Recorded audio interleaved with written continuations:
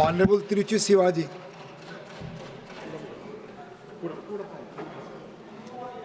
Thank you, Mr. Deputy Chairman, sir. Sir, I am indeed privileged to participate in this discussion on the glorious journey of 75 years of our Constitution on behalf of the DMK party. Sir, our Constitution is a unique and enduring document which has withstood many crises and the test of time. Sir, the Indian Constitution has not come out of a revolution, as in many other countries, but it is out of a series of experiences, developments rooted in constitutional methodologies and principles. Sir, I have got a lot to say about it, sir. Before that, I would like to recall Thomas Jefferson, the architect of the Declaration of Independence and the third President of the United States of America. He once wrote that no constitution in the world will survive for more than 19 years. Later, the same theory was reaffirmed by 3 researchers on an empirical study which has come out in the Endurance of National Constitutions.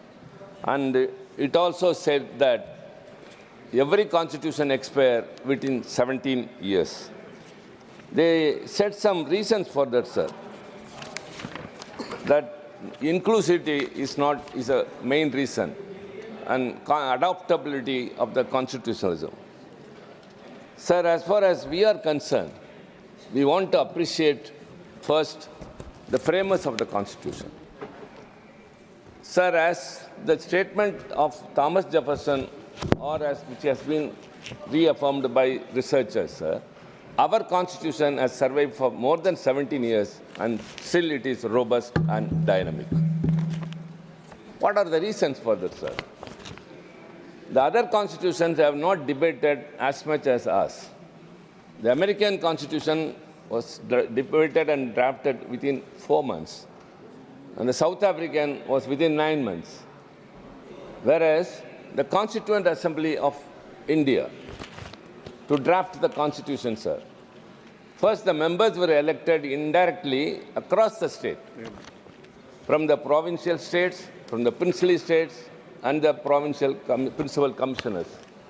It came to about 389, and later after the partition it came down to 299, and with that the Constituent Assembly started functioning.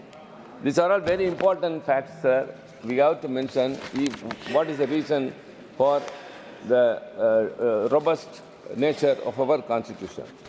Sir, it held 11 sessions, sir, which ran up to 165 days, out of which 114 days were focused totally on the draft Constitution.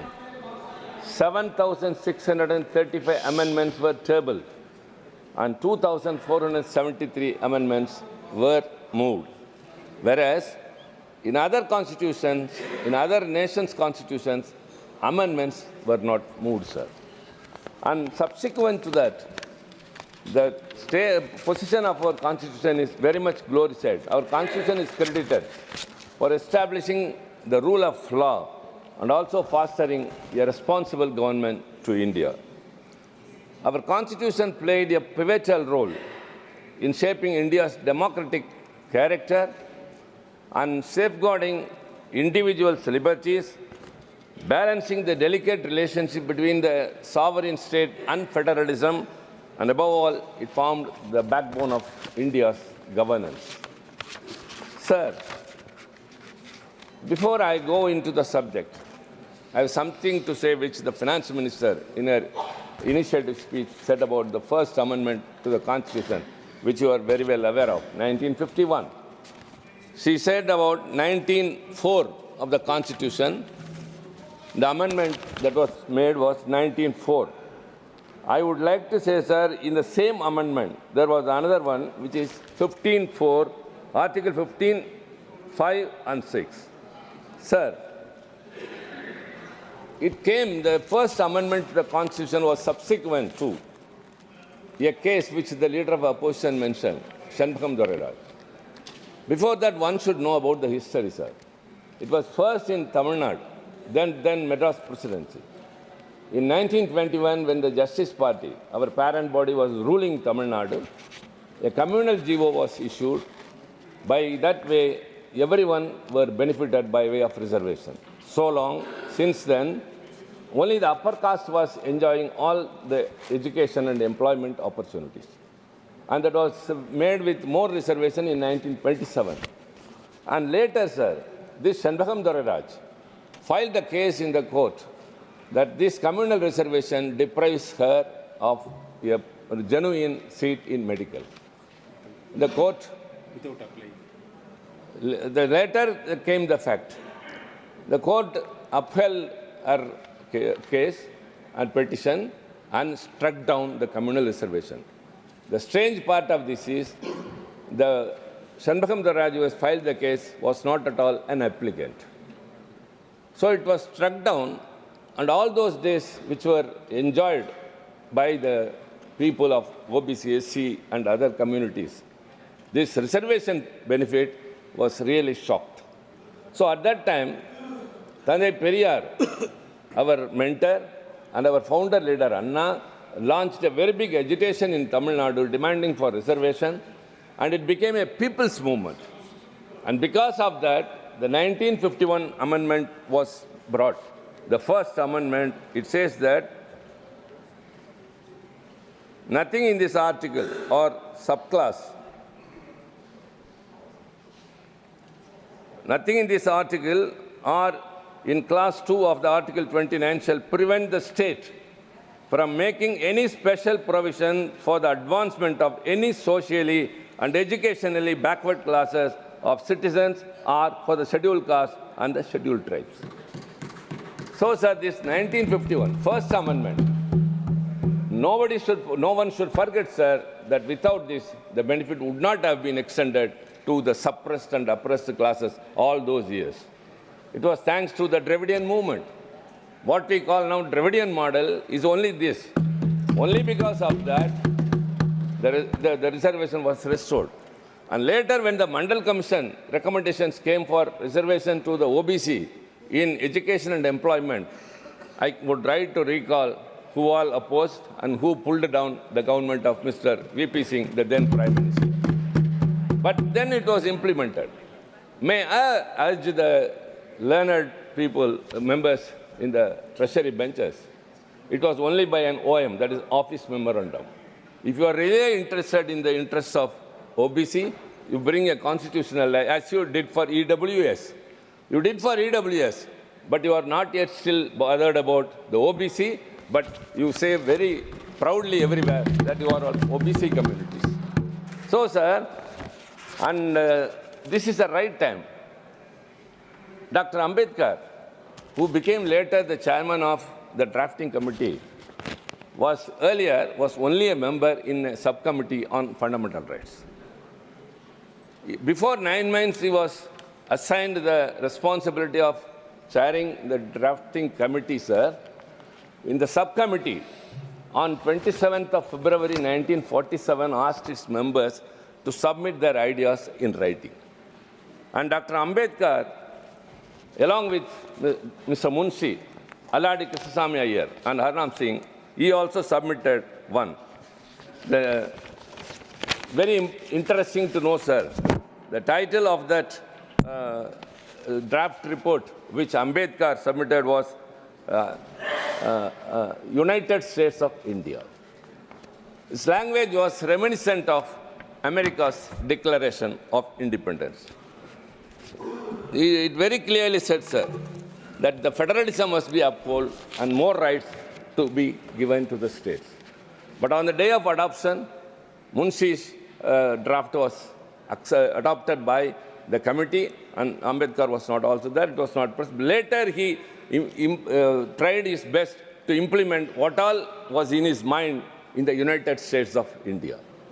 So ultimately, Dr. Baba Saheb Ambedkar's intention was to strengthen the states. There is no explicit term federalism in our constitution, but the very first in the preamble says, India that Bharat shall be a union of states. That itself is very emphatic. And later, he became the chairman of the drafting committee. And it's very appreciable, sir, the constitution which was drafted and adopted later, it established the foundation for a country that would respect diversity in religion and culture while upholding the values of equality and fairness. These are to be kept by the ruling party today. The nation's dedication to diversity and tolerance is demonstrated by the Indian Constitution, which protects the rights of linguistic and religious minorities. Additionally, the Constitution preserved unity among many religious communities by guaranteeing that the state would not favor any one religion. Sir, underscore, the Constitution guarantees that the state would not favor any one religion over another by supporting the secularism ideal. It's very clear, sir. But what is happening today? I don't want to bring down the level of the debate, because it's the Constitution's glorious celebration we are, 75 years. So we have to applaud. So many scholars, intellects were in the Constituent Assembly, whom we fondly remember, or it is our bounden duty to pay respects to all those people. They are now called as the framers of the Constitution. Dr. Ambedkar, Mr. Jawaharlal Nehru, Sardar Vallabhbhai Patel, Maulana Abul Kalam Azad, Rajendra Prasad K.M. Munshi, Aladi Krishnaswamy Iyer, B.N. Rao, Shyama Prasad Mukherjee, J.B. Kirbalani, Rafi Ahmad Kidwai, Mr. Santanam, K.T. Shah, H.V. Kamath, T.T. Krishnamachari, and above all, Qaide Millat Sahib. Sir, when the partition happened, when Jinnah wanted to have a separate nation for Muslims, and as I said, 389 members in the Constitution Assembly came down to 299. Many, when he declared that whoever are Muslims, come with me to the Muslim nation. But including Qaide Millat Sahib, the Muslims who are now in this country said, yes, we are Islamic people, but India is our country. But how they are treated now? I would urge, sir, again the government, not an iota of apprehension should come in the minds of the linguistic and religious minority in this country. But it often happens. We have to see to that, sir. Everything. And Dr. Ambedkar very responsibly told that. He was, of course, lauded by everyone. Pattabhiram Siddharamaiah told that, when speaking about Dr. Ambedkar, he said, what a steamroller intellect he has brought into this Constituent Assembly, which is irresistible, indelible, and unconquerable. And Dr. Rajendra Prasad, the chairman of the Constituent Assembly, very clearly said that if at all the best thing the Constituent Assembly has done is that we have made Dr. Ambedkar as the chairman of the drafting committee. And what he said, sir, Dr. Ambedkar, he was also very much responsive. He appreciated each and everyone. The leader of opposition quoted someone. And Dr. Ambedkar very clearly says, I quote, sir, Sir Aladi Krishnaswamy Iyer, Dr. Ambedkar said, I came with no greater aspiration than to safeguard the rights of the interests of the scheduled caste people. I had the least remotest idea that I would be entrusted with such a big responsibility. There are people bigger, better, and more competitive than me in this assembly. But they have made me. They have entrusted the responsibility. They have chosen me as the chairman of the drafting committee. And he continues to say, sir, and he says very much about S.N. Mukherjee, Sundarnath Mukherjee. The West Bengal people should be happy about it. The Surendranath Mukherjee, he said, the task of the drafting committee would have been a very difficult one if this Constituent Assembly has been merely a motley crowd, a tessellated pavement without cement, a black stone here and white stone there, with each member or each group was a law unto itself. In that respect only, he is appreciating the Congress. It is because of the discipline of the Congress party that the drafting committee was able to pilot the Constitution in the Assembly with the sure knowledge as to fate of each article and each amendment. My job is not to be a spokesperson, sir, but I call a spade a spade. We have got many things, but we call a spade a spade. And Dr. Ambedkar shared the credit with each and everyone. He said party discipline, in all its rigidity, would have converted this assembly into a gathering of yes men. Fortunately, there were rebels.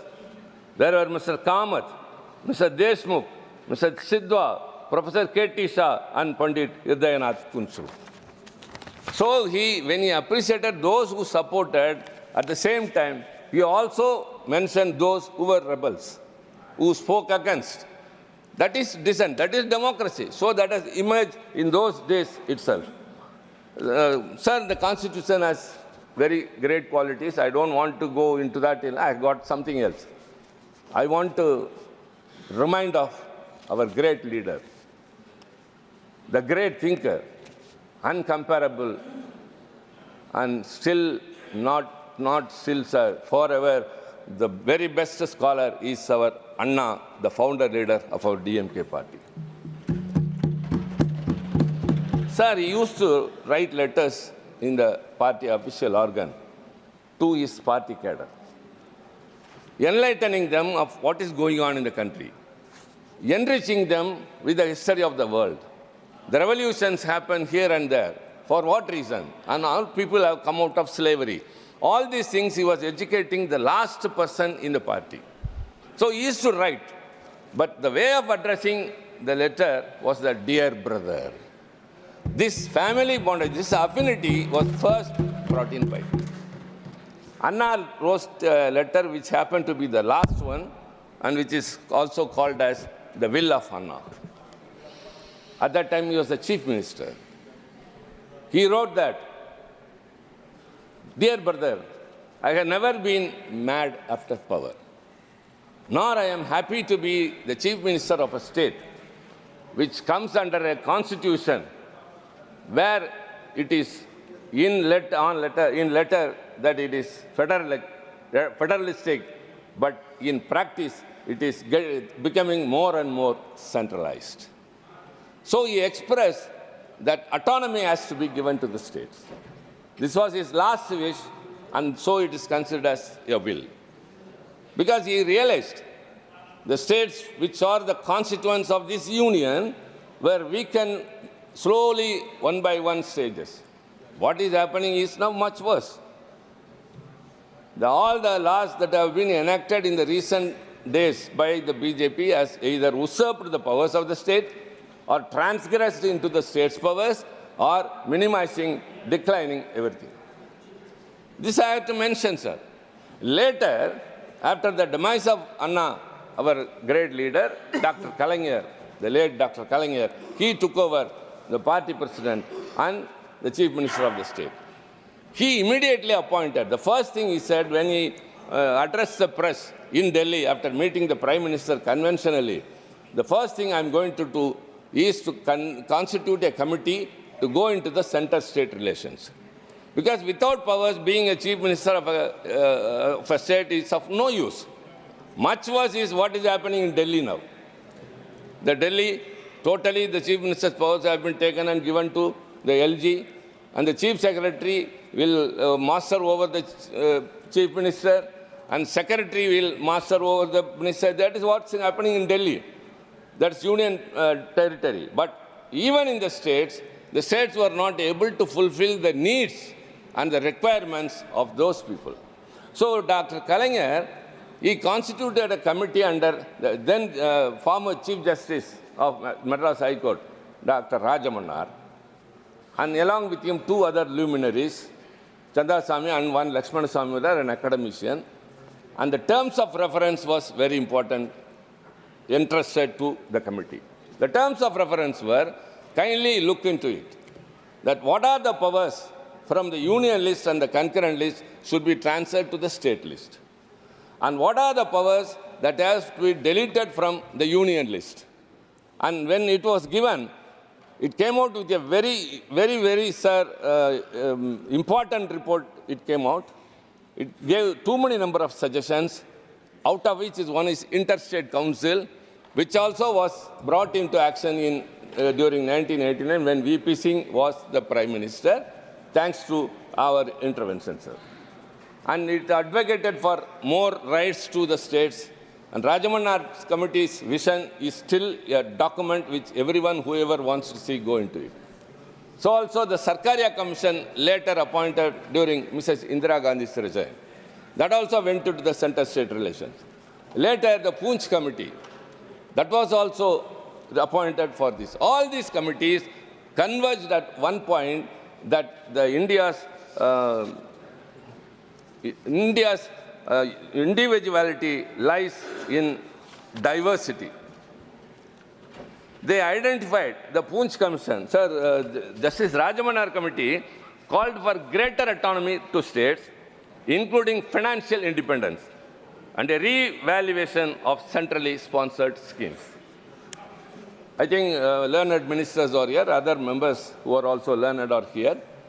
A rural scheme which is suited to Tamil Nadu will not be Rajasthan or any other north-eastern. So, centrally sponsored schemes has to be re-evaluated.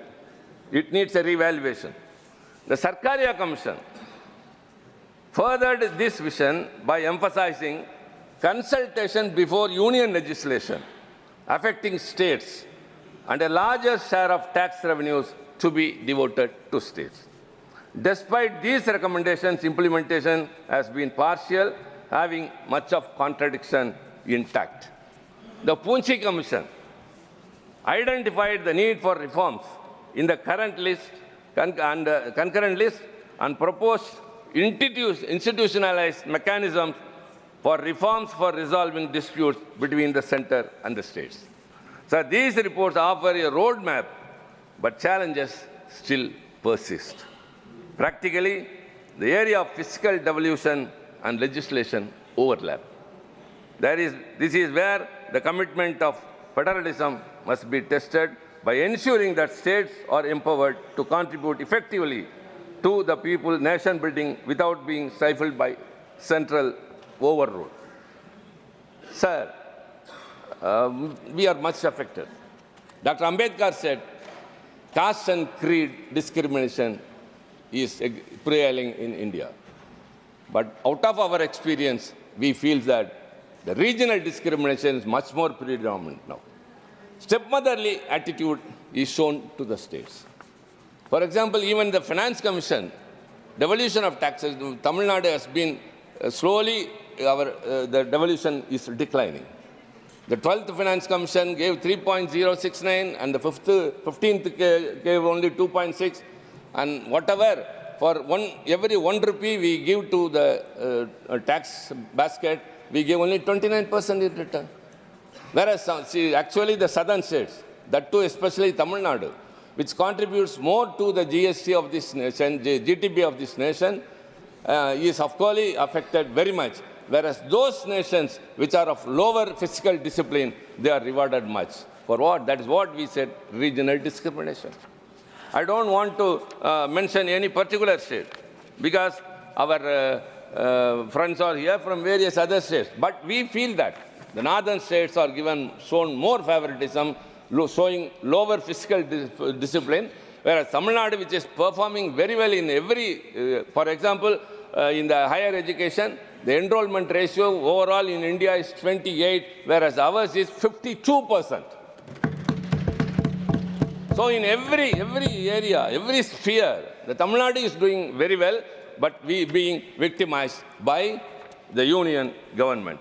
So also, sir, the borrowing restrictions imposed under Article 293 undermines the autonomy of the states, discourages fiscal discipline, and stifles regional growth. In these situations, sir, we want to say that these things has to be revived. It's high time, sir. Even the very important is language policy, a sensitive issue. that needs recalibration. Tamil Nadu's consistent opposition to the imposition of Hindi is not about rejecting a language, but about preserving its linguistic diversity. The two-language formula adopted in Tamil Nadu has fostered inclusivity without compromising on national unity. Sir, during the Constituent Assembly debates, though there was no subcommittee as like other things for language, but it happened so that when many proposed for Hindi to continue. Before independence, the official language of India was only English. But later, after the independence, the Constituent Assembly, they debated it, and a section of the members supported Hindi, and a section of the members supported English. And when it came to equality, Dr. Rajendra Prasad, who was then the chairman, cast his vote, and by that, Hindi became the official language. And very importantly, article, the language.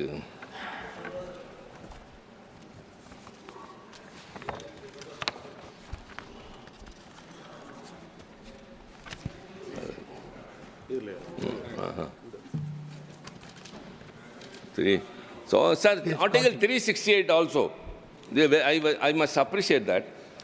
It is the amending provision. The amending provision is the only special feature, unique feature in Indian Constitution which many others do not have. And because of that, so many amendments have been done. And that amendments are being done to meet the need of the day. And when the Constitution was drafted about the official language, sir, it very clearly said that Hindi shall be the official language in Devanagari script, and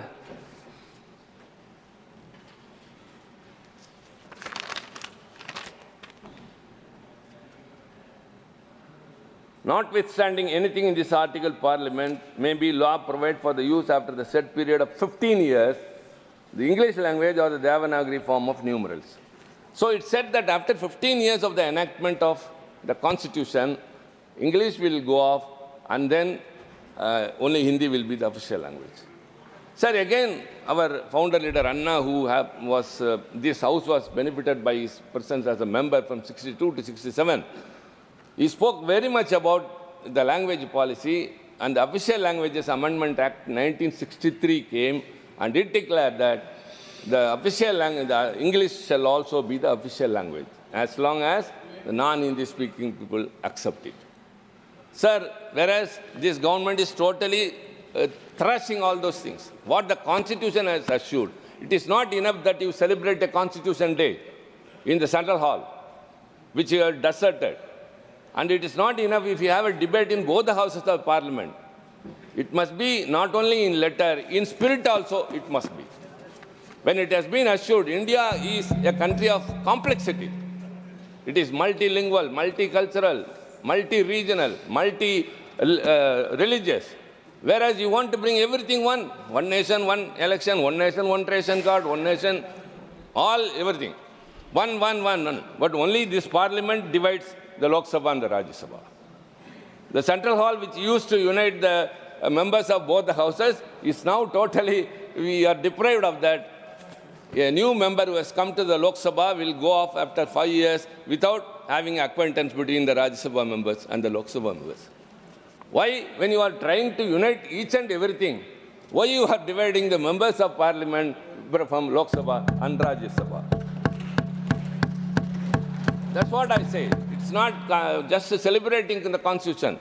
All the schemes which are implemented by this government are either in Hindi or in Sanskrit. Learned ministers, Puri is here, my dear brother Yadav is here. Kindly tell. Bhupenderji, you know better. It says that any bill or anything should be in English, the Constitution says. But who authorized you to name the nomenclature of every scheme that you bring or every bill you bring, either in Hindi or in Sanskrit? We enter into the Parliament. Now that we are accustomed, we are spelling out, pronouncing it, but we do not know the meaning. Makar Dwar. What is it? What is it? Wherever we go, We see only Sanskrit letters. We see only Hindi letters. See, India is a union of states. Don't forget. Don't forget.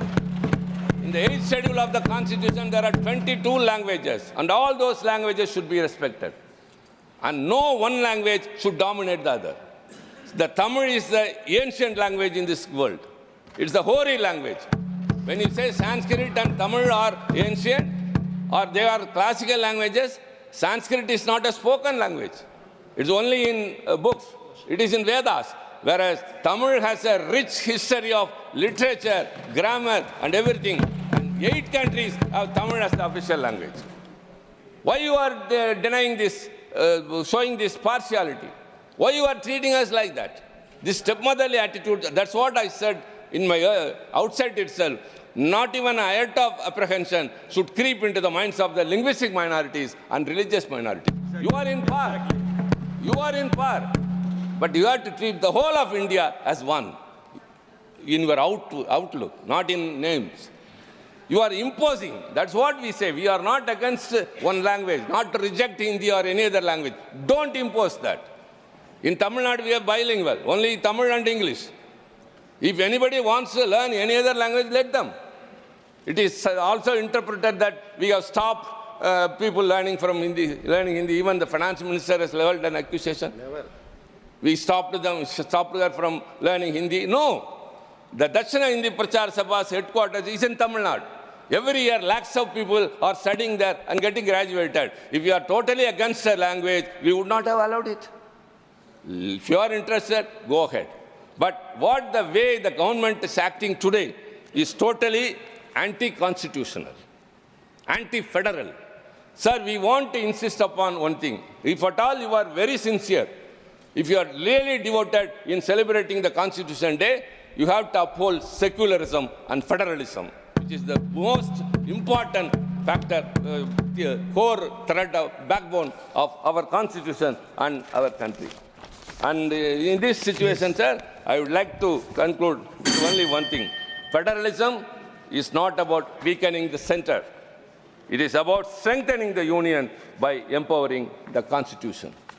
So kindly keep in mind, we are not against a language, we are not against a region, but you don't discriminate us. That's because we are lying in the last of India. It is not the last. Rather, India starts from the south only, from there only. Our language is rich. Our contribution to this country is rich. Whenever the integrity and the sovereignty of India was affected, it was DMK which has stood first to protect the nation. We had a slogan of separate Dravida Nadu. We gave it up only during the Chinese aggression. During the Bangladesh war, it was DMK which contributed more than any other state to save the nation. So don't underestimate us. We have always been with us. So stop this attitude of stepmotherly treatment, and I would urge again, respect all languages, respect all religions, and tax devolution is very, very important. So with these words, sir, I thank you very much for giving this opportunity. Thank you, Tiruchi. Mani Sri V. Vijay Sai Reddy.